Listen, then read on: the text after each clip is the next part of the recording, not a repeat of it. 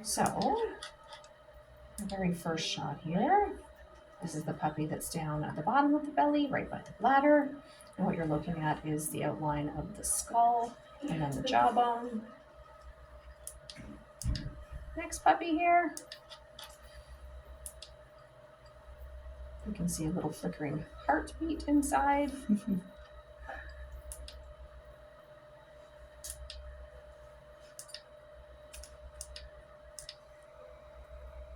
Next pup.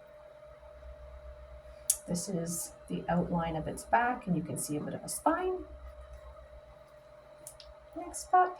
These are two little twins sitting in separate parts of the uterus beside each other. This one shows the puppy's chest quite nicely. Nice vital heart, good movements. The uterus itself looks healthy.